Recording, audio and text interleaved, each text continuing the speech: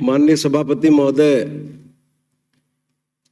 पूज्य महात्मा गांधी जिस ग्राम स्वराज्य के लक्ष्य को लेकर आगे बढ़े थे और स्वाधीनता के बाद हुकूमत किसी पार्टी की रही हो, उन्होंने ये प्रयास किया कि उस लक्ष्य की प्राप्ति की जा सके। लेकिन माननीय सभापति महोदय, हुआ क्या? अटल बिहारी वाजपेयी देश के प्रधानमंत्री थे,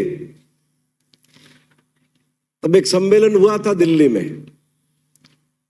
वेंकटराय नायडू ग्रामीण विकास के मंत्री होते थे और सोनिया गांधी जी खुद उसमें शामिल हुई और ये तय किया गया कि फंड, फंक्शन और फंक्शनरी तीनों ही पंचायती राज संस्थाओं को हस्तांतरित किए जाए। जो संवैधानिक संशोधन राजीव जी के जीवित रहते पारित नहीं हो सका, भारतीय जनता पार्टी का सहयोग के कारण, वो नरसिम्हा राव की तत्कालीन सरकार ने पारित किया। लेकिन जो 29 विषय पंचायती राज की संवैधानिक सूची में दिए हैं, आज इतने साल के बाद भी उसकी क्या स्थिति है? इसी सदन में हमने संकल्प पारित किया था 2003 से 8 के बीच में कि फंड, फंक्शन और फंक्शनरी पंचायती राज संस्थाओं को हस्तांतरित किए जाए। लेकिन आज पूरा देश व्यथित है, लोग व्यथित है कि ये जो आपने थ्री टायर सिस्टम पंचायती राज का दिया है, वो जन आकांक्षाओं की पूर्ति करने में पूरी तरह से असफल रहा है। ये महालाल लेखाकार की रिपोर्ट है। क्या टिप्पणियां की है इन्होंने, किस हालत में हमने पंचायती राज संस्थाओं को खड़ा कर दिया है। कोई उनकी निजी आय नहीं, कोई पूंजीगत आय नहीं, वो सारी संस्थाएं राज्य सरकार और भारत सरकार के अनुदान पर निर्भर है, माननीय सभापति महोदय। और इन सभी संस्थाओं में चाहे पंचायत समिति हो, जिला परिषद हो, स्थायी समितियां गठित करके जो अधिकार देने का सोचा गया था, स्थायी समितियों के क्या हालात है?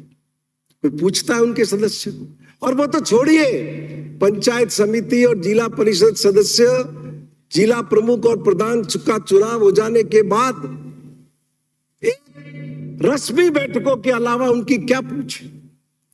तो एक तरीके से पंचायती राज का निचले स्तर पर हम उस स्तर पर पहुंच गए कि नए सिरे से वापस विचार करने की जरूरत है।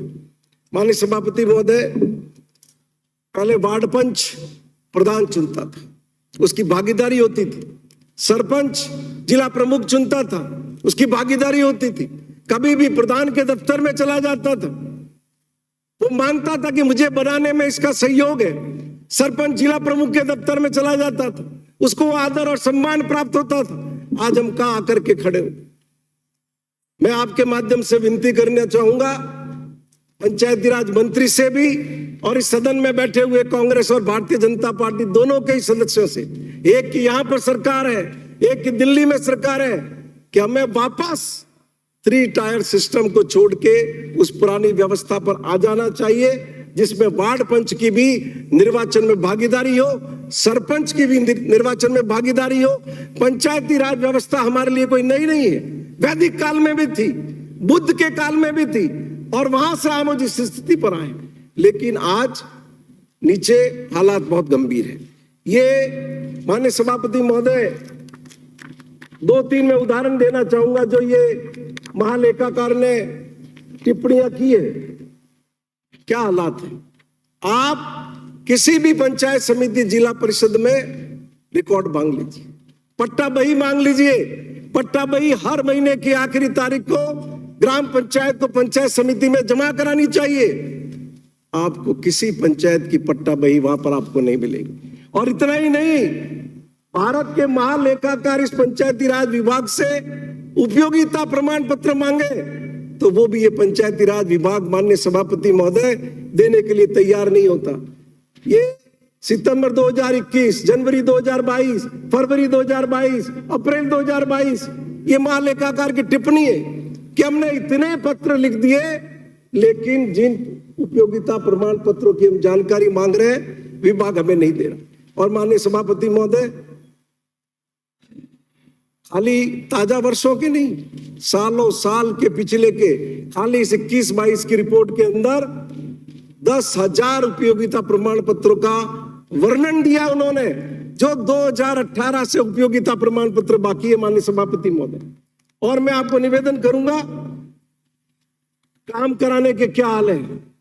ये जो टिप्पणियां महालेखाकार ने की हुई है माननीय सभापति महोदय, आप कोई योजना ले लो, बॉर्डर एरिया डेवलपमेंट प्रोग्राम ले लो, आप एमएलए ले लो, काम हो गए, मौके पर काम नहीं, पैसे उठ गए और काम नहीं। ये मैं नहीं कह रहा हूं, ये भारत के लेखाकार माननीय सभापति महोदय कह रहे हैं। 12, सीकर, जोधपुर, चूरू, भीलवाड़ा, 9 जिला परिषदों के बारे में ये वर्णन भारत के महालेखाकार ने किया है। और मजे की बात तो ये है कि बाकी के जिला परिषदों ने तो अपने लेखा विवरण भी महालेखाकार को उपलब्ध नहीं किया। तो माननीय सभापति महोदय, जिस संस्था की, जिस विभाग की आदत पड़ जाए कि हम तो किसी तरह की जानकारी किसी को नहीं देंगे, और आपका लंबा अनुभव है, आप तो खुद जानते हैं कि नीचे क्या स्थिति है। कोई पट्टा बनो, पट्टा के पैसे पंचायत में जमा होते हैं, 50 साल पुराना का बता देंगे, 30 साल पुराना बता देंगे, 40 साल का पुराना बता देंगे। वो नागरिक जो पट्टा बनवा रहा है उसके तो पैसे लग रहे हैं, लेकिन पैसे किसकी जेब में जा रहे हैं?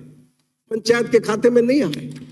मैं चाहूंगा कि मंत्री महोदय जब उत्तर दे तो बताएं कि राजस्थान में ऐसी कितनी पंचायतें हैं जिन्होंने निजी आय की है, ऐसी कितनी पंचायतें हैं जिनकी पूंजीगत प्राप्ति है और जो अपने बूते पंचायत चला रहे हैं, अपने बूचे पंचायत में विकास के काम कर रहे हैं, जो सिर्फ राज्य सरकार और भारत सरकार के अनुदान पर निर्भर नहीं है। मैं आपके माध्यम से निवेदन करूंगा, ये नरेगा का मैं आपको निवेदन करूं, 15 दिन में भुगतान करना है, पर आप बताना जवाब दो। जब जनवरी का दूसरा पखवाड़ा, फरवरी, 1.5 महीने से लोगों को पेमेंट नहीं हो रहा है। मैं ये नहीं कहता हूं कि आप जिम्मेदार है उसके लिए, लेकिन मनमोहन सिंह और श्रीमती सोनिया गांधी जिस भावना के साथ ये मनरेगा कानून लाए थे, ये जो दिल्ली में बैठे हुए लोग हैं, ये तो उस मनरेगा की व्यवस्था को खत्म करना चाहते हैं। देश को याद है जब महात्मा गांधी नरेगा को कांग्रेस का स्मारक देश के प्रधानमंत्री ने बताया था, और इसी साल नरेगा के अंदर बजट में भी उन्होंने कटौती की थी। लेकिन माननीय सभापति महोदय, 2019 का जो अमाउंट है 1942 लाख परसेंटेज, और मैं निवेदन करूंगा total number of house completed 100 days, ये फिगर लगातार घट रहा है। 2019 में 5,88,321, उसके बाद बढ़ा 19-20 में, 20-21 में बढ़ा, लेकिन 21-22 में घटकर के वापस 9,91,000 हो गए। 22-23 में घटकर 3,17,000 हो गया।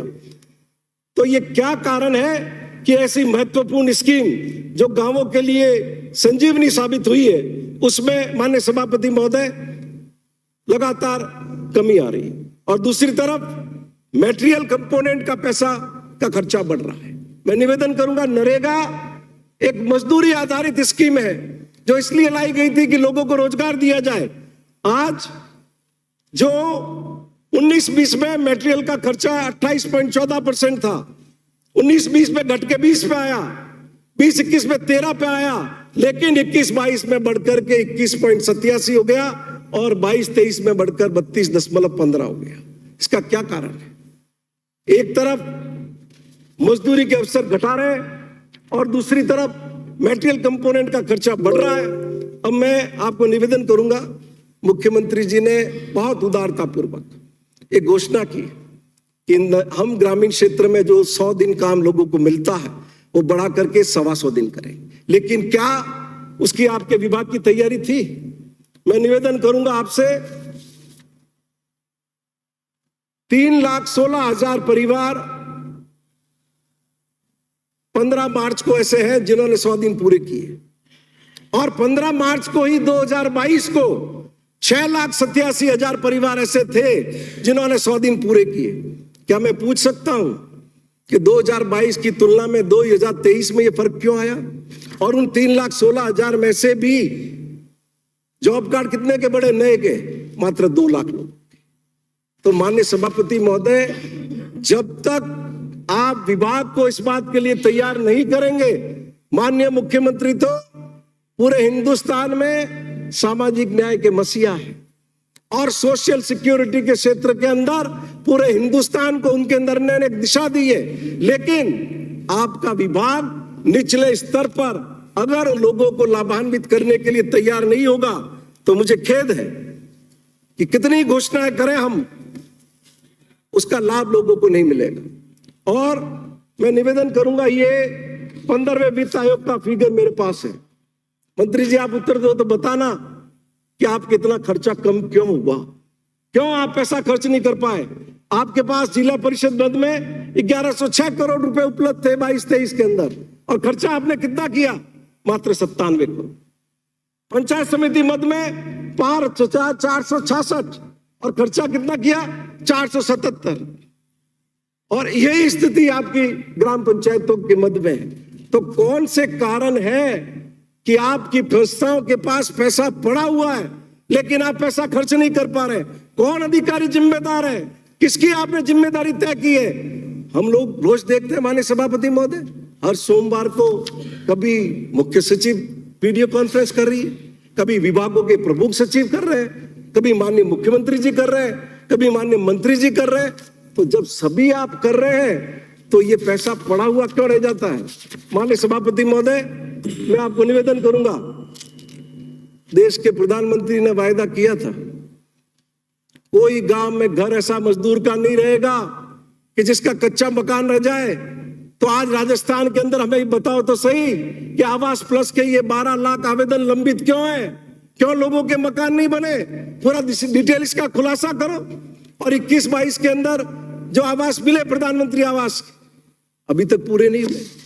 30% आवास माननीय सभापति महोदय पूरे नहीं हुए, और 1,20,000 परिवार ऐसे हैं जिनको अभी तक सेकंड इंस्टॉलमेंट नहीं मिली। 26,000 परिवार ऐसे हैं जिनको थर्ड इंस्टॉलमेंट नहीं मिली। माननीय सभापति महोदय, मंत्री जी से निवेदन करूंगा कि ये बताएं कि 22-23 के अंदर एक भी नया आवास प्रधानमंत्री आवास का स्वीकृत क्यों नहीं हुआ? क्यों अभी तक पंचायतों को लक्ष्य प्राप्त नहीं हुए? भारत सरकार का क्या इरादा है? क्या भारत सरकार किस चीज का इंतजार कर रही है? लोगों को आवास मिलेंगे या नहीं मिलेंगे? माननीय सभापति महोदय, मैं आपके माध्यम से निवेदन करूंगा,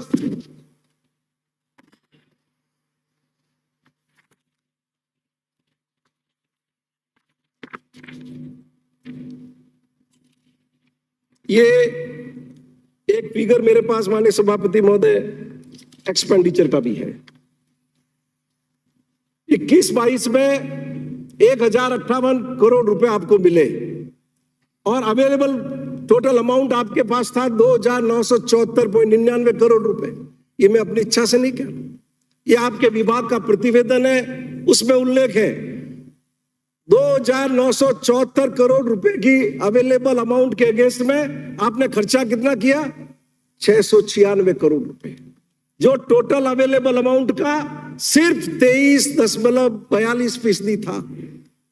माननीय सभापति महोदय, इसी तरीके से 22-23 के अंदर सेंटर और स्टेट स्पॉन्सर डेवलपमेंट स्कीम्स में 7,153 करोड़ रुपए मिले आपको, और टोटल अमाउंट जो अवेलेबल हुआ वो 2,837 करोड़ रुपए था।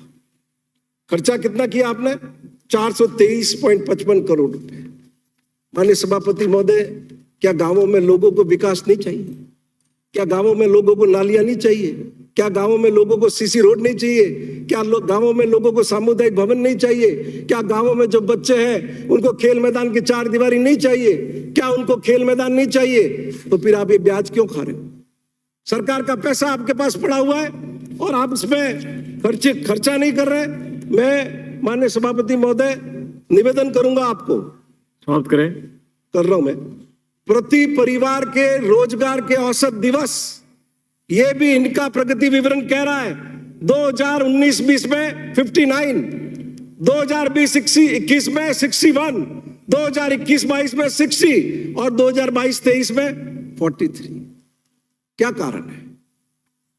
कौन जिम्मेदार है? मैं एक आपको निवेदन करूं, श्री रूपाराम खत्म तो करने तो वाली होगा। तो मैं माननीय मंत्री जी आपसे निवेदन करूंगा कि ये जस्ट एक मिनट, रूपाराम जी एक मिनट खत्म, जस्ट मैं मंत्री जी से निवेदन करूंगा, किसी भी बात के लिए मैं आपको दोष नहीं देता।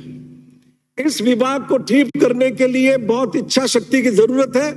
निचले स्तर तक इतनी जड़ता आ चुकी है कि जब तक आप इच्छा शक्ति के साथ लोगों को लाभ देने का नहीं सोचेंगे, तब तक जो ग्राम स्वराज्य का लक्ष्य है वो प्राप्त करने से हम बहुत दूर रहेंगे। बहुत बहुत धन्यवाद। श्री रूपाराम।